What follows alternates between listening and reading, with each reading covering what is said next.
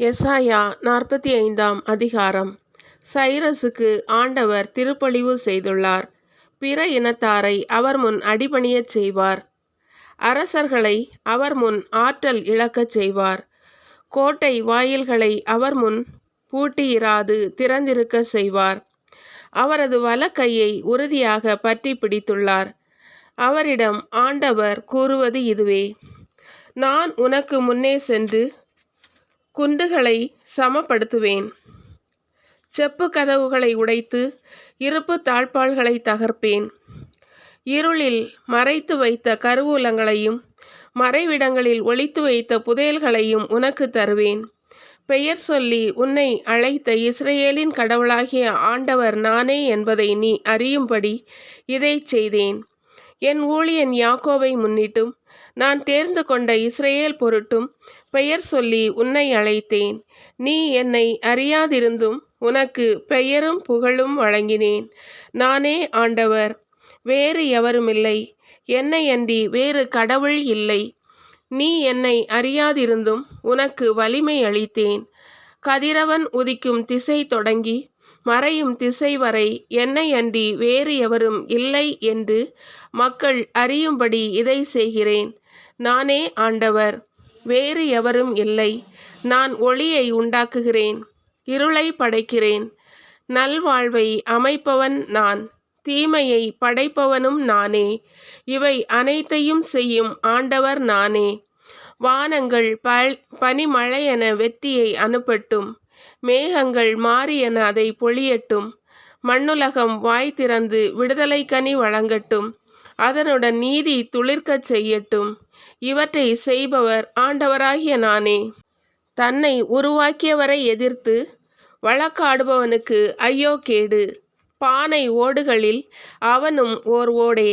களிமண் குயவனிடம் நீ என்னை கொண்டு என்ன செய்கிறாய் என்றும் அவன் வனைந்து அவனிடம் உனக்கு கைத்திறனே இல்லை என்றும் கூறுவதுண்டோ? தந்தையிடம் நீர் ஏன் என்னை இப்படி பிறப்பித்தீர் என்றும் தாயிடம் நீ ஏன் என்னை இப்படி பெற்றெடுத்தாய் என்றும் வினவுவனுக்கு ஐயோ கேடு. இஸ்ரேலின் தூயவரும் அவனை உருவாக்கியவருமான ஆண்டவர் கூறுவது இதுவே: நிகழ இருப்பவன குறித்தும் என் மக்களை பற்றியும் என்னிடம் கேள்வி கேட்பீர்களா? என் கைவினை பற்றி எனக்கே கட்டளையிடுவீர்களா? நான் உலகை உருவாக்கி அதன் மேல் மனிதனை படைத்தேன். என் கைகளே வானத்தை விரித்தன. அதன் படைத்திரளுக்கு ஆணையிட்டதும் நானே. வெற்றி பெறுமாறு நான் சைரஸை எழுப்பினேன். அவன் செல்லும் அனைத்து வழிகளையும் சீர்படுத்தினேன். அவன் என் நகரை கட்டி எழுப்புவான். நாடு கடத்தப்பட்ட என் மக்களை ஈட்டு பொருளோ அன்பளிப்போ பெறாது திரும்பி அனுப்புவான் என்கிறார் படைகளின் ஆண்டவர்.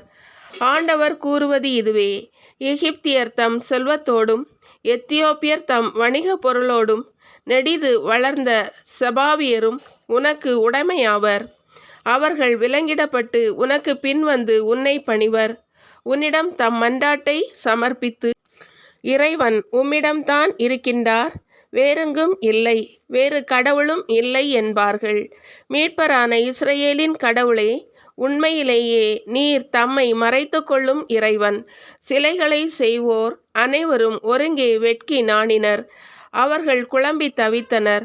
ஆண்டவர் என்றுமுள்ள மீட்பை அளித்து இஸ்ரேலை விடுவித்தருளினார். என்றென்றும் நீங்கள் வெட்கக்கேடு அடைய மாட்டீர்கள், அவமதிப்புக்கும் உள்ளாக மாட்டீர்கள். ஏனெனில் விண்ணுலகை படைத்த ஆண்டவர் கூறுவது இதுவே: அவரே கடவுள், மண்ணுலகை படைத்து உருவாக்கியவர் அவரே, அதை நிலைநிறுத்துபவரும் அவரே. வெறுமையாய் இருக்குமாறு படைக்காது மக்கள் வாழுமாறு அதை உருவாக்கினார். நானே ஆண்டவர், என்னையன்றி வேறு எவரும் இல்லை. நான் மறைவிலும் மண்ணுலகின் இருண்ட பகுதியிலும் பேசியதில்லை. வெற்றிடத்தில் என்னை தேடுங்கள் என்று நான் யாக்கோபின் வழிமரபிடம் சொல்லவில்லை. ஆண்டவராகிய நான் உண்மையே பேசுகிறேன், நேர்மையானவற்றை அறிவிக்கிறேன். மக்களினங்களுக்குள் தப்பி பிழைத்தோரே, ஒன்று திரண்டு வாருங்கள், ஒருங்கே கூடுங்கள். மரத்தால் செய்த தங்கள் சிலைகளை சுமந்து செல்வோருக்கும் விடுதலை வழங்காத தெய்வத்திடம் தொடர்ந்து மன்றாடுவோருக்கும் அறிவே இல்லை. அறிவியுங்கள், உங்கள் வழக்கை எடுத்துரையுங்கள், ஒன்றாக சிந்தித்து முடிவெடுங்கள். தொடக்கத்திலிருந்து இதை வெளிப்படுத்தியவர் யார்? அதை முதலில் அறிவித்தவர் யார்? ஆண்டவராகிய நான் அல்லவா? என்னையன்றி கடவுள் வேறு எவரும் இல்லை. நீதி உள்ளவரும் மீட்பு அளிப்பவருமான இறைவன் என்னையன்றி வேறு எவரும் இல்லை. மண்ணுலகின் அனைத்து எல்லை நாட்டோரே, என்னிடம் திரும்பி வாருங்கள், விடுதலை பெறுங்கள். ஏனெனில் நானே இறைவன், என்னையன்றி வேறு எவரும் இல்லை. நான் என்மேல் ஆணையிட்டுள்ளேன். என் வாயினின்று நீதிநிறை வாக்கு புறப்பட்டுச் சென்றது. அது வீணாக திரும்பி வராது. முழங்கால் அனைத்தும் எனக்கு முன் மண்டியிடும், நா அனைத்தும் என்மேல் ஆணையிடும். ஆண்டவரில் மட்டும் எனக்கு நீதியும் ஆற்றலும் உண்டு என்று ஒவ்வொருவனும் சொல்லி அவரிடம் வருவான். அவருக்கு எதிராக சீறி எழுந்தவர் அனைவரும் வெட்கக்கேடு அடைவர். இஸ்ரவேலின் வழிமரபினர் அனைவரும் ஆண்டவரால் ஏற்புடையோராக பெற்று அவரை போற்றுவர்.